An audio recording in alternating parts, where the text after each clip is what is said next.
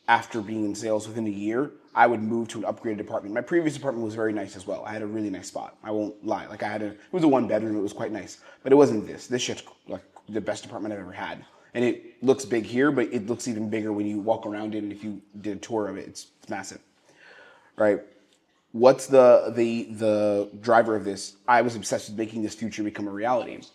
And this is not even the ultimate reality I want to live in, right? But this was a piece of it. I could see this. This was a stepping stone. This was a stepping stone to the reality I want to live in. Car, drive a nice BMW, really nice one that I pay quite a lot for. But it's a piece of my reality. Quality, it's a piece of what I'm existing in, right? So obsession over that reality is number one. It's making that ideal future. We call this the ideal future, which is the life that you want to lead, the life that you say is the standard that I'm going to set for myself. That's what we call the ideal future, right? It's the future that you say, this is the standard that I have, that I hold for myself day to day, every waking moment. This is the standard that I exist in terms of my consciousness. I exist in this standard, right? So this is an example where I'm at right now. This is a part of the standard for me. This here is the standard, and I'm existing in it physically. It's not a hypothetical concept, but I physically exist in this standard, if that makes sense. So what's the ideal future? And then the second obsession is with the skill set. So I obsess with the skill set, and not just the skill set alone, but the mechanics of the skill set. So you guys have seen, some of you have seen the people that come on our channel who have been my success stories, right? The guys that are case studies, the guys that I feature on the podcast and bring them up the channel, interview them about the journey. We just had Husham recently. I just shot one with Stavros. He'll be up. We had Jabari come on, Colin, Joe, like all these guys that I've interviewed. And we have more that are close to that, 5-figure a month mark, but are not right there immediately. All of them, and myself included, the reason we were able to achieve results and achieve income is because of an obsession with the mechanics of how the skill set of sales works.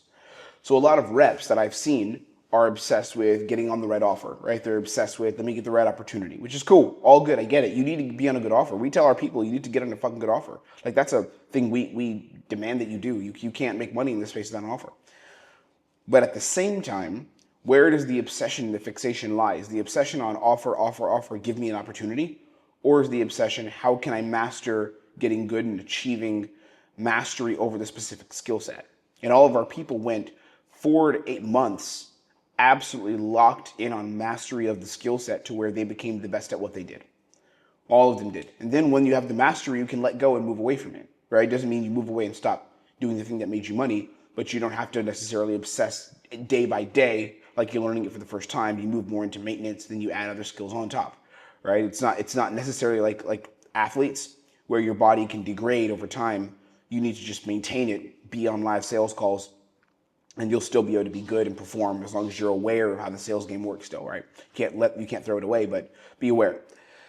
So it's the same thing here, in this journey. Obsession over skill set, obsession over mastery and the mechanics of the skill set. That was the other layer of obsession. So it was obsession over the reality and making the ideal future be a reality for me now, and then it was obsession over the mechanics of the skill set, right? Those two things combined, that's a very powerful combination. So what it translated into was me locking in on sales and becoming obsessed with the sales process and the sales game and understanding sales at an intimate, excruciatingly intimate and detailed level, understanding it as powerfully and as detailed as possible so that I could perform and I could execute as one of the best. And out of that came results. I was able to work with NeroKnowledge. Some of you know on YouTube. I was able to work with him, coached him for 3 months, and then built his sales process and hired a sales team, right? That was amazing. Helped him go from 20, 30K in revenue in cash per month to smashing months of 100K, 150, 200K plus consistently.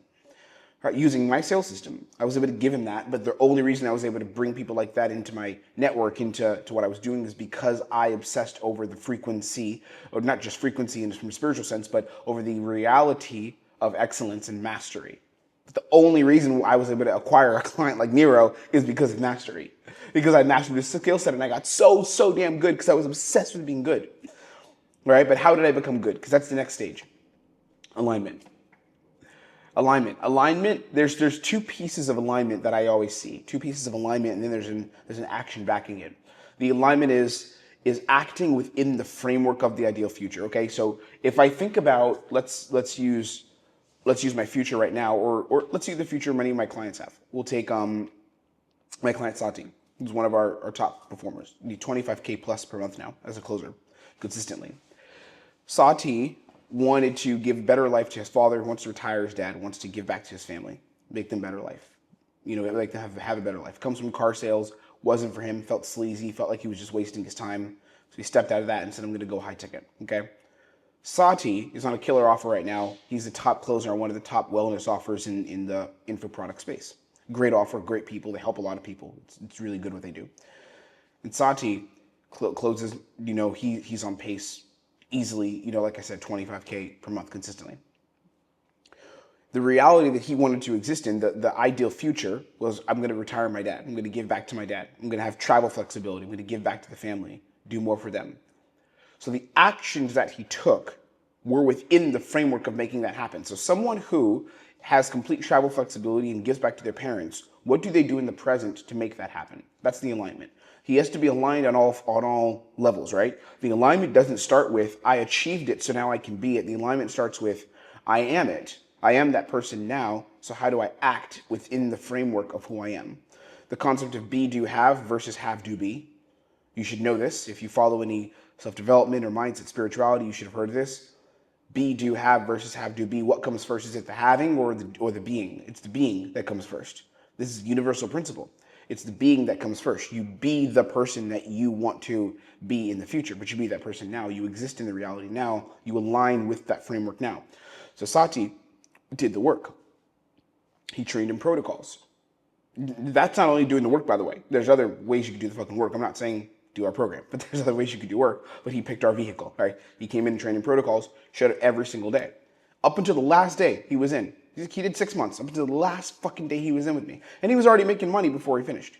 He was already doing well. But up until the last day, he showed up. He trained, he role played, he put himself to the test. He asked questions, he engaged. Then outside of that, he did the work also.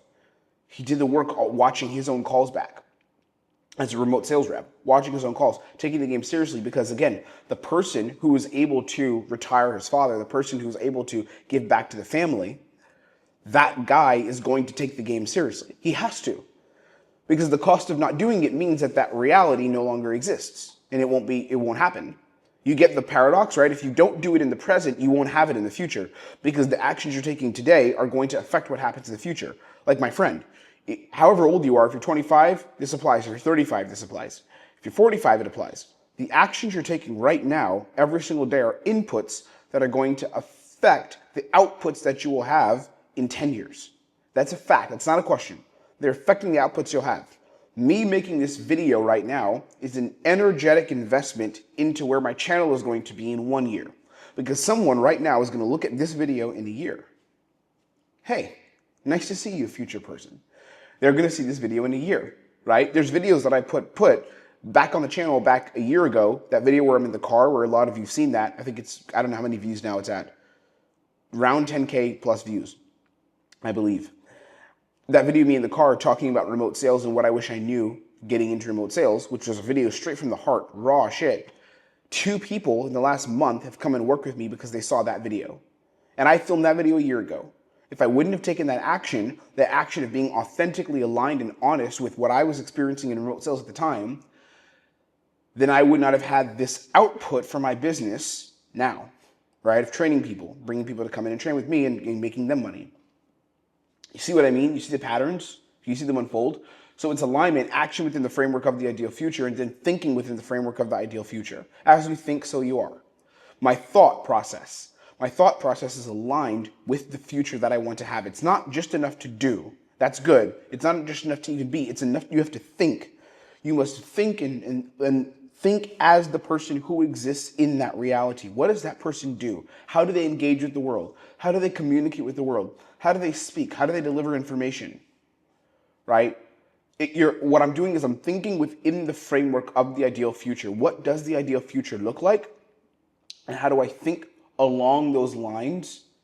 What does that person think? What does that person believe about themselves, about the world? We call this, the principle that I want to share is extreme congruence. This idea of alignment, the acting and the thinking, these two principles, it's extreme congruence. And what I call extreme congruence is it's acting within the habits and the ideals of the ideal future, but doing it in the present. That's what it is. I can tell a guy who's good at sales. You can see a guy who's really good at sales because you can see the way that they communicate, the way they carry themselves. There's an assertiveness, there's a look in their eyes, there's a presence they have. It's very interesting. Someone who's good at sales. They're not too jokey, they're not too serious. Usually there's a healthy balance where they're aware of the game. You can tell they're aware of it. You can tell a guy who's good at remote sales. They're a little jokey, maybe they may have a little bit of humor. I tend to be more on the jokey side. I'm a clown. But there's also a groundedness they have. And there's some people that are the other side. The offer that I was just rolling on, top closer, a little bit more grounded, right? A little more serious. Also funny though, has a sense of humor, can let go, can laugh a little bit. He gets it. I got a good sense of humor, right? But there's balance. It's extreme congruence. It's congruence with the thoughts, the words, the actions of the person and the reality you would like to create for yourself. That is the game. That is alignment. It's your daily thoughts and your daily habits. Extreme congruence is acting within the habits of the ideal future, but doing it in the present. What are your daily thoughts? What are you thinking daily? What are the thoughts that go through your mind, through your head? What are they? And then what are the habits? What are the daily actions that you take? What habits do you put into place? For me, this is a constant battle, by the way, because as I'm shifting away from I'm the high-ticket closer, I love closing, but that journey of just being the closer is starting to move away from me, and now I'm being the person who is the leader, who is the coach, who is becoming a mentor, who is becoming someone who's helping others, right? Me shifting, I have to think, how do I be congruent with that path? How do I do more to serve? How do I do more to create value and create abundance and create knowledge that other people can apply and can use? I have to consistently watch my own habits and my own production, my own output. That's part of the game, right? What are my thoughts, my words, my actions, aligning them with the future and the person, the identity, the individual I would like to be and who I believe I already am, bringing that to my present. And number 3 is ascension. That's where we ascend.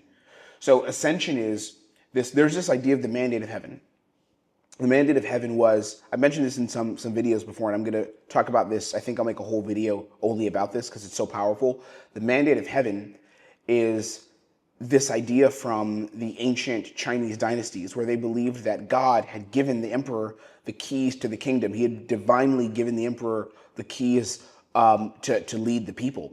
But they believed that it was a divine responsibility where the emperor had to earn that right constantly by following a path of justice, a path of wisdom, and a path of truth, right? A path of integrity. And that the emperor could actually lose the divine right to have the keys to the kingdom.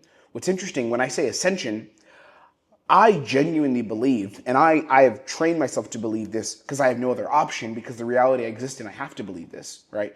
I have trained myself to believe and to embody the belief that I've been handed the keys to help other people in this space change their lives and make money. I believe that I've been handed those keys in my life, that I've been handed those keys in my reality, and I have been, right? I believe this.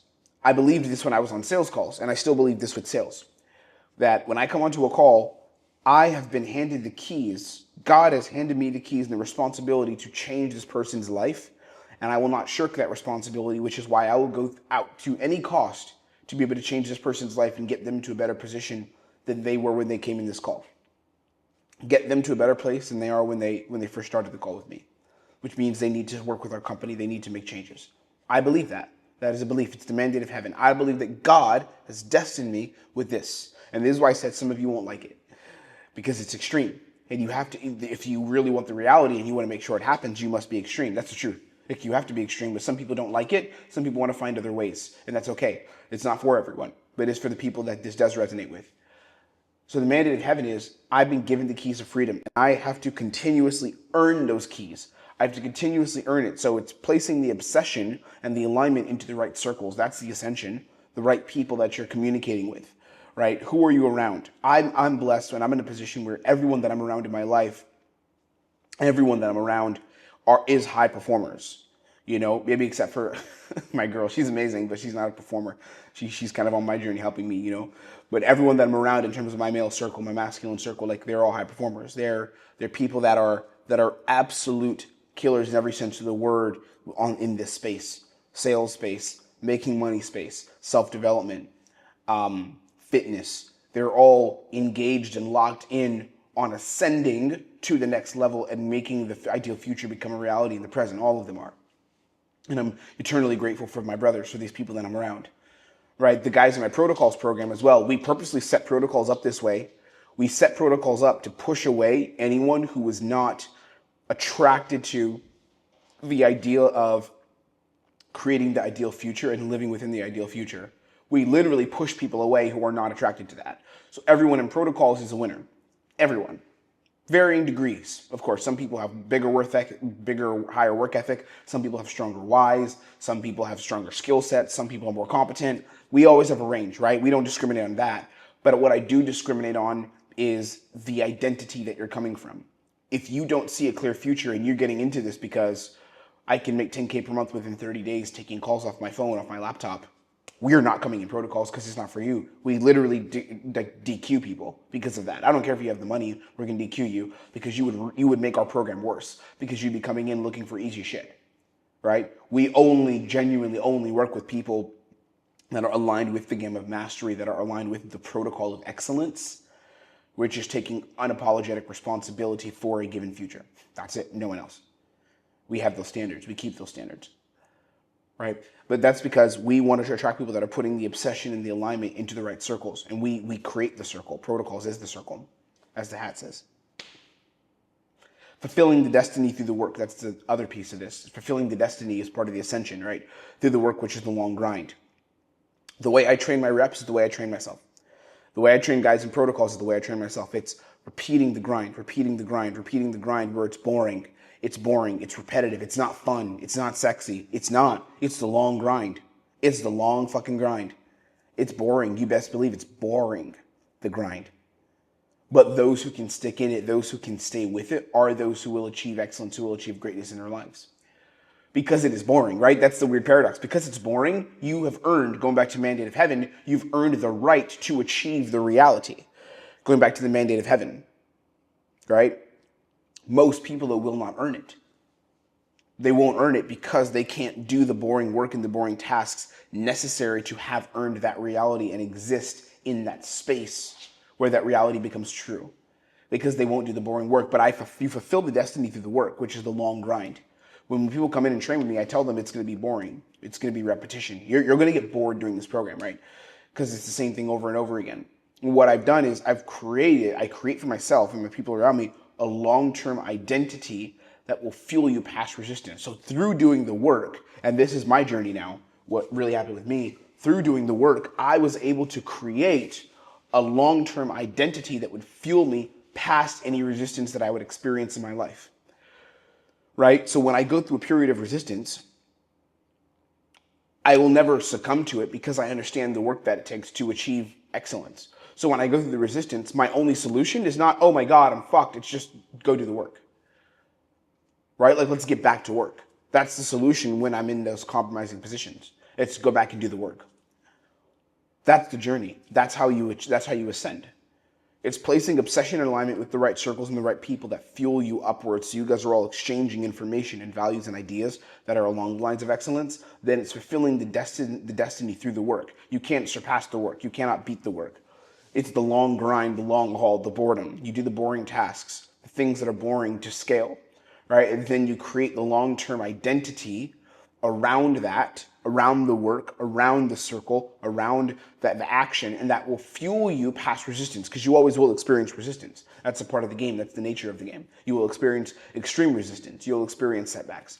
But then the question is what separates those who fail versus those who don't is what do you do during the setback? And that's where it gets fun. That's where it gets interesting. That's the game. That's the game. Sending you love, sending you support, sending you blessings. Make money if you want me to help you. All the links are down below. There's 2 ways I can. Join the newsletter for more insights from me and messages on sales mindset, the journey of making money with high ticket sales, as it surrounds, as everything that comes with that, with everything that comes with that, you know, the mindset work, the principles, the frameworks, the training, the technical, all of that. Or if you want me to help you, book a call with my team. It's a 15-minute call. We don't pitch you anything. It's not a sales call. We have a strict no pitching policy on that call. It's a strategy call. We'll see if we can help you, give you strategy. Either, hey, you should probably come work with us. We can help you out, or we'll give you strategy to do it on your own if we feel like that would be a good fit. But that's it. Goodbye. Go make some money. Go change your life.